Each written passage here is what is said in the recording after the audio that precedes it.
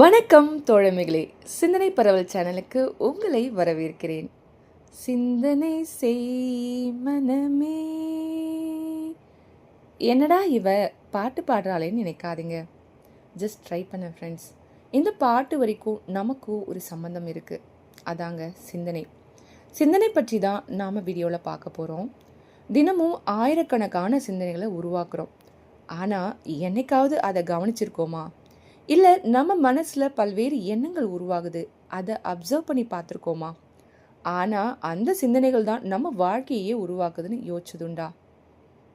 இப்போது இந்த நொடி என்ன சிந்தனை ஓடுது உங்கள் மனசில் அப்சர்வ் பண்ணி பாருங்கள். சிந்திக்கும் திறன் தான் மனுஷனை விலங்குகிட்ட இருந்து தனித்துவப்படுத்தி காட்டுது. திங்கிங் இஸ் எ மென்டல் ஆக்டிவிட்டின்னு சொல்கிறாங்க. சிந்தனை என்பது மனதின் செயல். மனம் செயல்படவில்லைன்னா மனுஷனால் அறிவை பெற முடியாது.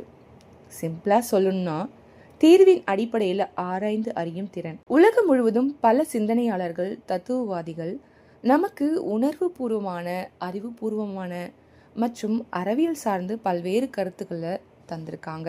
காடு மேடுகளில் அலைந்து திரிந்து மர நிழல்லையும் மலை குகைகளிலும் ஒரு காலத்தில் வாழ்ந்த மனிதன் தற்போது பல துறைகளில் ஆராய்ச்சிகளை மேற்கொண்டு வரான்.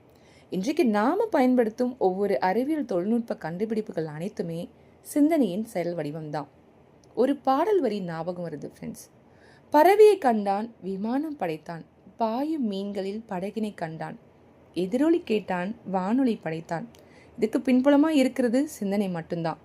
அதோட வெளிப்பாடு தான் இவ்வளவு பரிணாமத்தை கொண்டு வந்து அதன் வரலாறை நம்ம பார்க்கும்போது வியப்படைய வைக்குது. The famous French philosopher René Descartes சிந்தனை குறித்து ஐ திங்க் தேர்ஃபோர் ஐ ஆம்னு சொல்கிறார். அதாவது நான் சிந்திக்கிறேன், ஆகவே நான் இருக்கிறேன். மனிதனின் எண்ணம், சொல், செயல் பின்னாடி அவனுடைய சிந்தனை இருக்குது. இப்போ ஒருத்தர் ஓடணும்னா அவர் அது குறித்து சிந்திக்கணும். ஸோ ஓடுபவர் இல்லாமல் அவருடைய சிந்தனை இல்லாமல் அது சாத்தியம் இல்லை. மனித இனத்திற்கு என்ற ஒரு தனித்துவத்தை உருவாக்கி இந்த உலகில் மனிதனுக்கு என்று ஒரு உயர்ந்த பரிணாம அலைவரிசை கொடுப்பது அவனது சிந்தனை தான். Thoughts makes human as an unique higher density vibrational beings in the planet Earth. சிந்தனை தெளிவானா நம்ம வாழ்க்கை தெளிவாகும். வாழ்க்கையில் சிக்கலே இருக்கக்கூடாதுன்னு நம்மளை பலர் நினைக்கிறோம். பட் அது ப்ராக்டிக்கலாக சாத்தியம் இல்லை. சில சமயம் தவிர்க்கவே முடியாத சேலஞ்சஸை எதிர்கொண்டு தீர்வு காண்பது தான் ஒரு சரியான அணுகுமுறையாக இருக்கும். இந்த சேலஞ்சஸ் வரும்போது தான் மனுஷன் சிந்திக்க தொடங்குறான். அதற்கான சொல்யூஷனை தேடும்போது லாஜிக்கலாக அவனோட சிந்தனை பரிணமிக்குது. பொதுவாக பெரியவங்க சொல்லுவாங்க, ஒன்று சொல் புத்தி இருக்கணும், இல்லை சுய புத்தியாவது இருக்கணும்னு.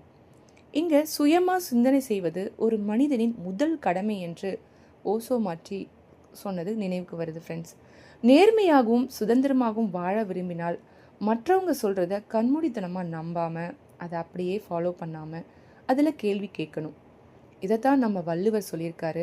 எப்பொருள் யார் யார்வாய் கேட்பினும் அப்பொருள் மெய்ப்பொருள் காண்பது அறிவுன்னு. அந்த அறிவை இந்த சிந்தனை தான் நமக்கு தருது. சிந்தனை தான் நம்மளை கேள்வி கேட்க வைக்குது, உண்மை தேட வைக்குது, நம்மளை வளர்ச்சி பாதைக்கு இட்டு செல்லுது. உலகத்தை மாற்றிய ஒவ்வொரு புரட்சிக்கு பின்னாடியும் ஒரு சிந்தனை தான் தொடக்கமாக இருக்குது. சிந்தனை என்பது மனிதனின் மிகப்பெரிய ஆயுதம். சிந்தனை பசி உள்ள மனதிற்கு ஃபிலாசபி கண்டிப்பாக ஒரு ட்ரெஷரி பாக்ஸாக அமையும். சிந்திக்க தொடங்கும் அந்த நொடியில் தத்துவத்தின் கதவு திறக்கிறது. சிந்தனை செய் மனமே. இந்த கண்டென்ட் உங்களுக்கு கண்டிப்பாக பயனுள்ளதாக இருந்திருக்கும்னு நம்புகிறோம் ஃப்ரெண்ட்ஸ். இன்னொரு சுவாரஸ்யமான கண்டென்ட்டில் உங்களை மீண்டும் சந்திக்கிறோம். தேங்க்யூ. Support our channel. இது உங்கள் ஜெஸ்ஸி என்கிற Chitra. Please subscribe our channel. Thank you.